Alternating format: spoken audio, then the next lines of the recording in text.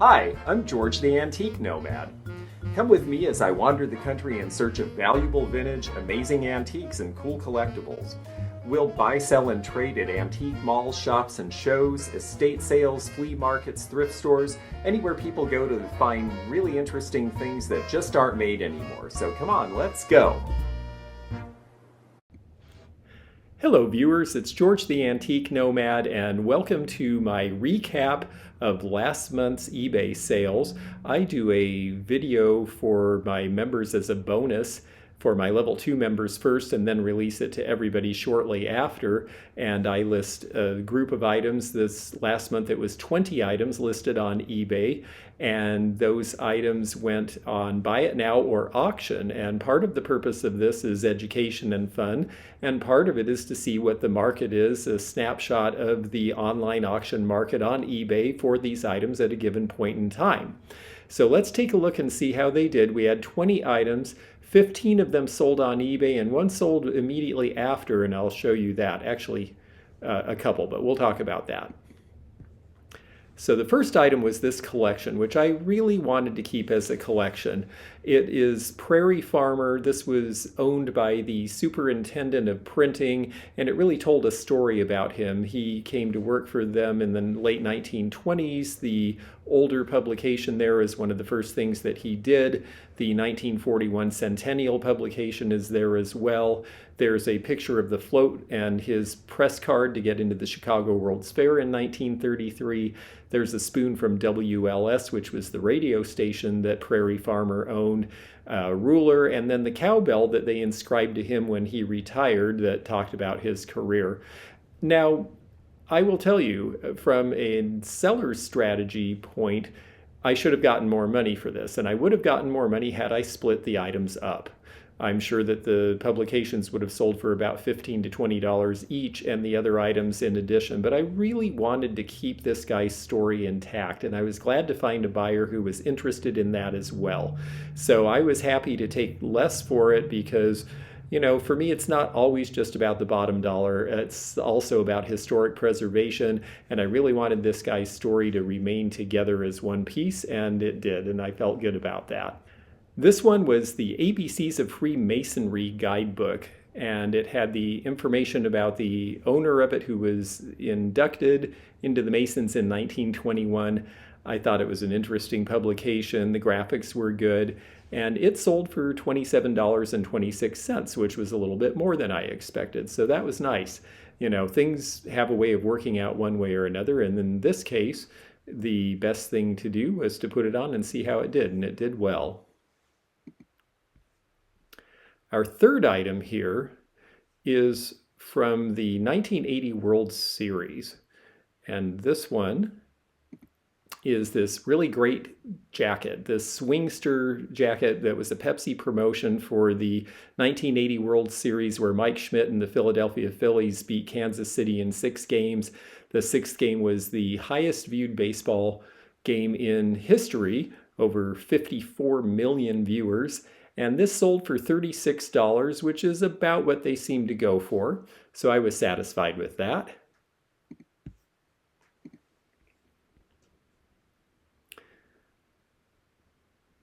Let me get here. There we go. Now this one was a nice surprise. This was Safe Counsel, which was a sex and etiquette manual from 1895, and of course it was very prudish in its Victorian way, but it also was about as open to the idea of sharing equality between the sexes and men being considerate of their women as things could be for that era. And I thought it was very interesting. The condition wasn't fabulous, but it was intact, and someone else liked it the way I liked it and paid $45. It went to the first bidder as a buy it now.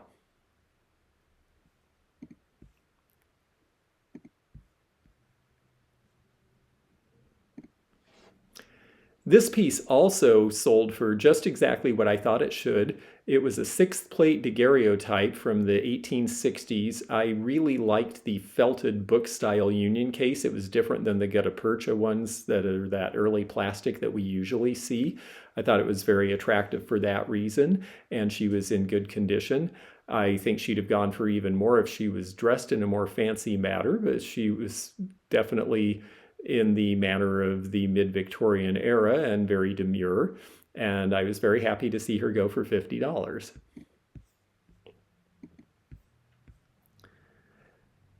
This piece was also Victorian era, and it did come from the same estate. It's possible it belonged to that woman, but this was mourning jewelry, a braided hair watch fob, or a watch chain actually.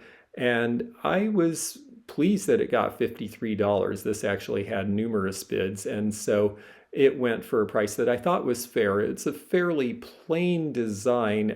Sometimes you'll see that where they took single strands and weaved them into rings and braided the rings together and shellacked them, and they can be very complicated. So this one being a fairly straightforward piece, I thought that that was a fair price for what it was.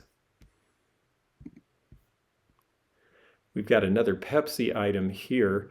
This one was the advertising pocket lighter, and I was really pleased that this went so well. $61 I felt was a very good price for this. It was in wonderful condition, pretty much never been used, I think. And I just was very happy to see that there were collectors out there who recognized how good this was, because I'd had it at a couple of shows and people were offering far less than this, and when I suggested that it was more valuable, they said I would never get it, and I did. So that made me feel good. This I thought was very pretty, and this sold right away. I was pleased with this. It was a wonderful neoclassical black amethyst vase from Czechoslovakia from about 1930. I just thought the painting on it was really interesting. It was something different in Czech glass that you don't see very often, and the bidder agreed with me, and this sold pretty much right away. Now this piece here, it was funny, I showed this on my video when I did the original video, and I got a message from the nurse flipper, and she said, "Oh, you're gonna sell that. That's gonna go for good money." And I think I started it at $9.99 and was thinking it might go for $25 or $30, and instead it went for $67. But again, things that were posed in olden days that are interpreted differently now tend to do well, and because of the way this was posed and that they're bodybuilders and they're both men, it attracts a clientele who there wouldn't have been back when this picture was taken about 1920.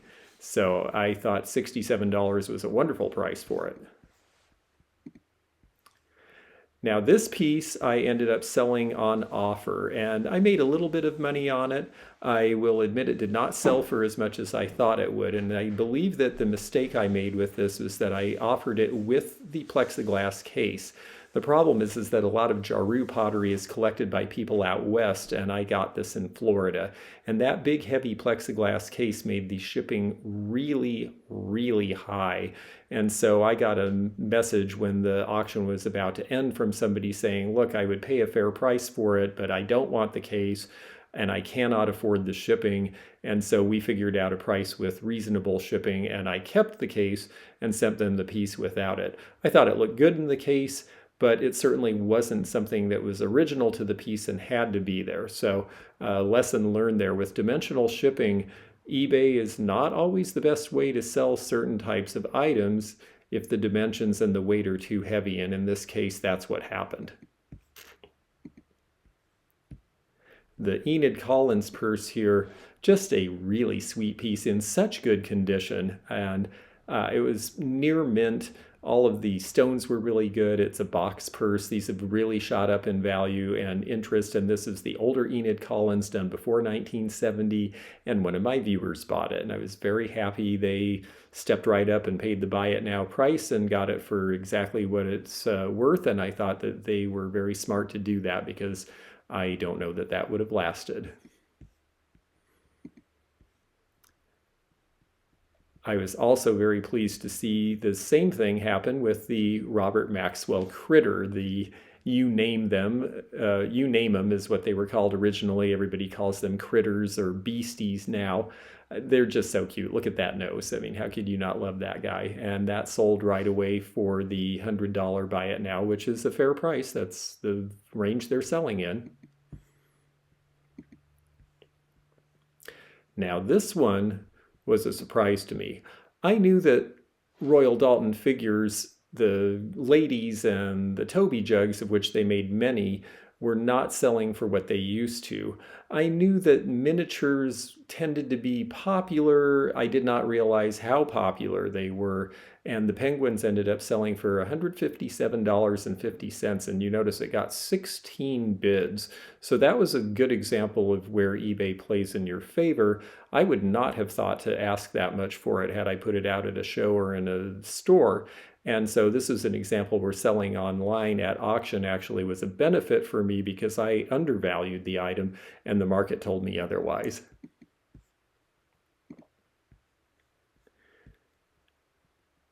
This was another item where it sold for a little more than I expected. I knew this was good. I thought it might go for 150. It went for almost 200 because it was in such good condition. It's a great toy by Marks. At 1930s, it was intact. The buyer asked me to please be really careful with how I packed it, and I packed it very, very carefully.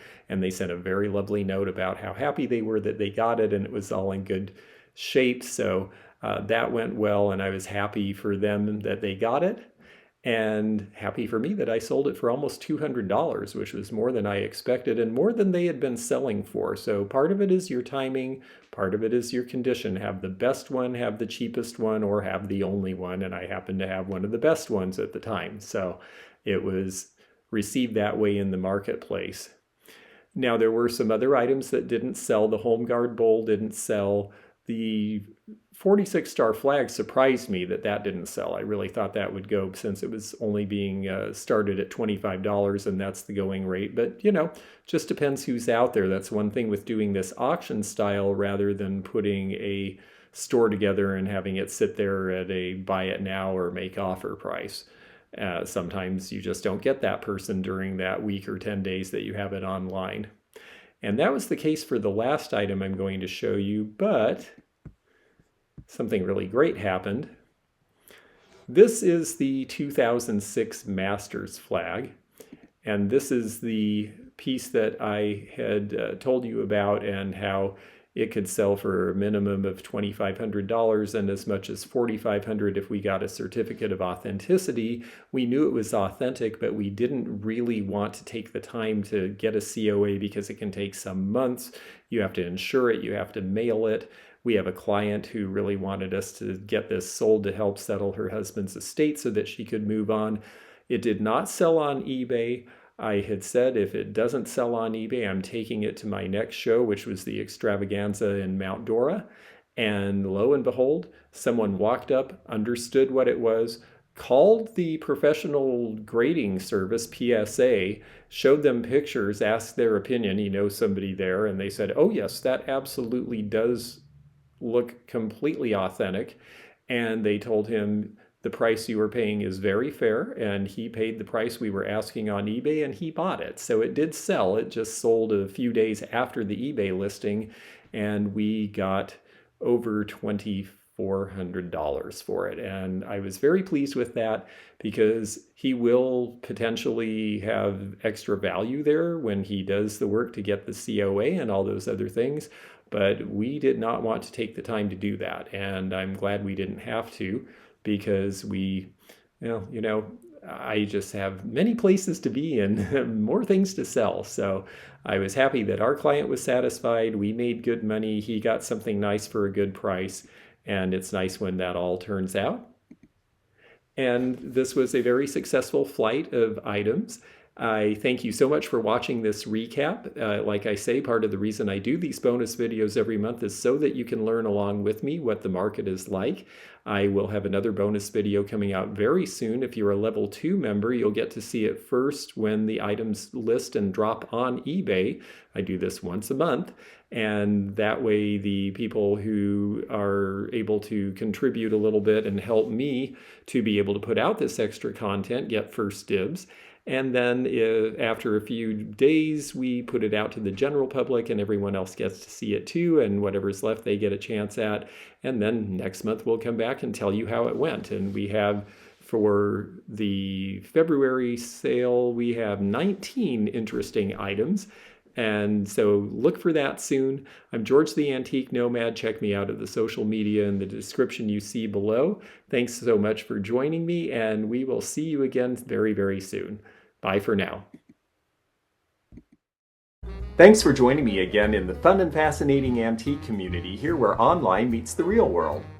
Please click the subscribe button below, click the bell to be notified when new videos upload, leave a comment below, and hit thumbs up to like this video. Links to our online social media and our items for sale are in the description. This is George at the Antique Nomad. Bye for now.